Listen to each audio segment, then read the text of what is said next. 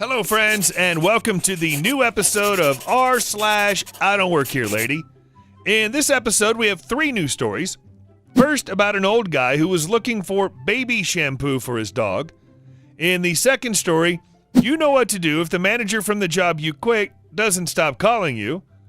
And our third story is that the mayor's wife is not always an adequate lady. So I hope you've already subscribed to the channel so you don't miss any new videos, and let's get started. Old guy at supermarket asked me where the baby shampoo is. I was leaving work and needing a few things, so I went to the supermarket. I'm in the shampoo aisle with my cart of goodies, and I'm looking for the shampoo I use. There's an older man there in his 60s also looking. I grab a can of shaving cream I'm needing as well before he asks if I know where the baby shampoo is. I tell him I don't know, but he might try Walmart in their baby section. He tells me he can't seem to find it, and he needs it for his dog. I'm a dog groomer, so my ears perk up. Me: for your dog? Old man: yes, the vet said I should try it. Me: does she have dry skin or something? Old man: no, I just like to keep her clean and give her baths. She likes baths. Me: you know that can dry out her skin. Old man: yes, that's why the vet said baby shampoo. Okay, so we've come full circle. I tell him I don't know about here, but at Walmart, they'd sure have it in their baby section. I tell him I don't know much about human shampoo, but I do know a bit about dog shampoos as I'm a dog groomer. He looks surprised, and we started talking about his dog and my dog, and he says he takes her to a nearby park, and she's so small that she'll stop to smell where all the other dogs have peed on the side of the paths and get all messy with pee on her feet and legs. I tell him he might try dog wipes/baby wet wipes, and use those for a quick wipe down to get the pee off, and that worked for my old dog when she would pee on herself. So we then showed each other pictures of our dogs and started to talk about where I work, and he also asked if I know anything about hawks flying off with dogs. I told him it's really only the super small dogs like Chihuahuas, Yorkies, and Malteses that would be able to be lifted off the ground. He had a Min Pin, pretty good size, 13 pounds. He then tells me he would feel awful if that happened to her, so he stands outside for her to finish going potty. He then says she's the only family he has left. His wife passed away last December from a very serious illness that cost him 24/7 care for her. He said everything else around him started falling apart, like his house. He needs to get it fixed up. It's just him and the dog. I said I was sorry, and I started to feel bad for him.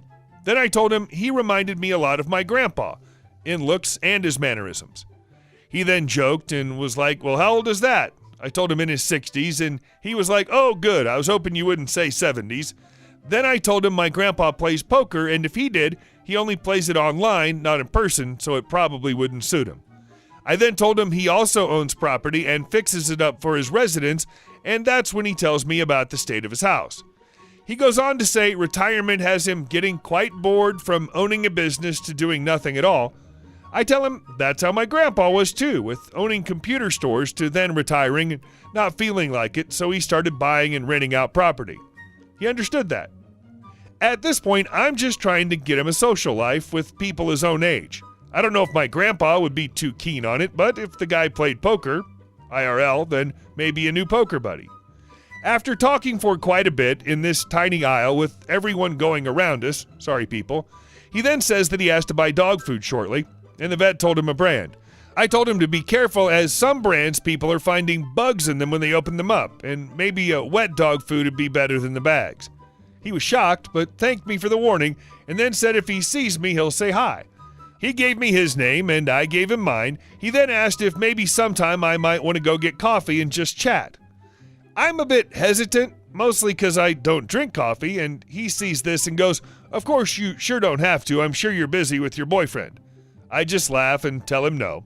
We then part ways, and I start thinking to myself, he's just lonely. He has no family left, and it's just him and his dog. I'm probably one of the few people he's had an actual conversation with in a while. It then reminded me of retirement homes that my great-grandpa was in before he passed. We all would constantly go over to visit him. My family told me that the old folks in homes like this, lots of times, their families will just put them here and forget about them. That makes me sad to think about. It made me sad to think about this old guy that had no one left and was just all alone with his dog as his only companion. I wouldn't mind taking him up on his offer for coffee if it meant he just needed human company for a bit. So yeah, not a horrible story, just a sad one, and it all started with asking if I knew where the baby shampoo was. That, I can tell, a great story in the world of crazy Walmart ladies. And we move on to the next one. How many more times will I need to quit? A few years ago, I started a job with the Temp agency. Unfortunately, I had 5 days of work over the space of 5 months at minimum wage. It doesn't take a genius to know this wasn't enough to get by. I found myself another job with guaranteed minimum hours a week. As soon as I got this new job, I quit the Temp agency. About a month later, the Temp agency called me out of the blue to ask if I could do another shift. I told them I already quit, and they said they had no record of it, so I quit again. A few months later, I had another phone call, went through the same thing again. This time I asked them to remove my contact details from their files. Over the space of 18 months, I had to quit about 6 times, asking for my contact info to be removed 5 times, and a friend decided to try and put a stop to the nuisance calls, messages by emailing them the same thing. I also blocked their number. About 3 months ago, I received a call from a withheld number. I answered, and you can guess, it was the Temp agency. The conversation went as follows. Me, hello? Temp agent, hello, is this OP? Me, it is, to whom am I speaking? TA, hi, this is Temp agent from Temp agency. Me, oh, hi, TA, I believe I spoke to you last time. TA, yes, it's always me you speak to. We have a few shifts available. Do you want to take any?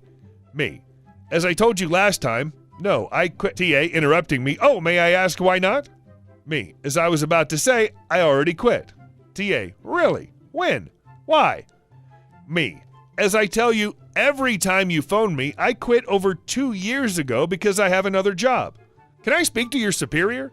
TA, sure. Can I ask why? Because I want to tell them the same as what I've told you every time. Take me off your calling list. TA gets her boss, and I explain the situation and tell him if I get one more call from them trying to get me to work for them, I'll take legal action as they have emails telling me I quit and to no longer contact me dating back 2 years. The boss asked if I knew anyone else who's interested in a job as a replacement. The first person who came to mind is well-knowledged when it comes to legal stuff surrounding things like this. I said, oh, I know someone. Oh, wait, he'll quit too. You want his number to harass him? I know he won't tolerate it. I would have taken the work, not showed up, and when asked why, said I quit. Rinse and repeat. They get the idea. And the third story. Miss Mayor chases me down to ask about my former workplace. I used to work at a Sonic in a very small southern town. I worked there for about 3 years and was a manager for about a year before leaving. Last time I worked there was 2015, almost 4 years ago. That's pretty important to remember. Since it's a small town, I usually just walk anywhere I need to go, and this particular day last week I decided to walk to the store and get ice cream. So I popped my headphones and hoodie on and started walking. I get to the street where the store is, about 4 blocks away from where I live, and right before I get to the incline going up to the back of the store lot, I hear someone calling out over my music. They weren't calling my name, just a general, "Hey!" to get my attention. So I turn to see if this shout is directed at me, and sure enough, here comes the EB sprinting down the street at me. Now, unfortunately, I do not know this woman. She owns the laundromat connected to the store, and her husband is mayor, but she's quite a bit older than me, and I really only knew her because of her husband. I call her Miss Mayor in my head because she acts like she was the one voted into office sometimes. The conversation went as follows. Miss Mayor, oh, good, I caught you. I have a question for you. Me, sure, what do you need? Here Miss Mayor stands up straight, leans in really close to me, getting up in my face. Why can't I get my GD milkshake on time? She literally screamed in my face. I took a big step back because I'm not comfortable with physical contact and being screamed down. Me, Jesus, first of all, back up. Second, never scream in my face again. And third, what the F are you talking about? Huffing and puffing in either indignation or out of breath from literally running me down. The Sonic! I waited 10 minutes for my shake!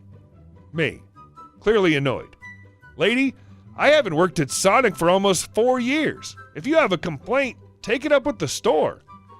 I think this is the end. Well, I'm stupid. I turn to leave and hear this loud scream/sigh behind me. I'm not done yet. Your employees gave me crappy service and I demand an explanation. Me. I don't work there. At this point, our screaming match is, of course, drawing the attention of all the local busybodies and one person in particular. The mayor himself steps out on his porch and yells out, "What are you doing?" to his wife. But as soon as he sees me, he gets this look on his face that's about 1,000,000 times just done. He says, "GD, woman, I told you that girl don't work there no more." In all the deep southern drawl glory you can imagine.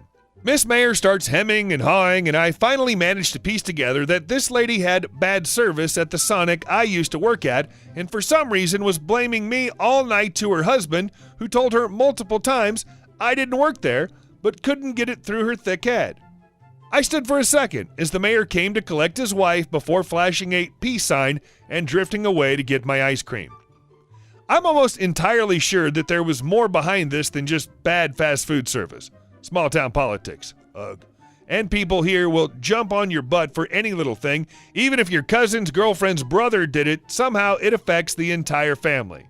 Wonder who in my immediate or non-immediate family peed in her Cheerios. Okay, guys, thank you all for watching the video to the end, and we'll see you in the next one.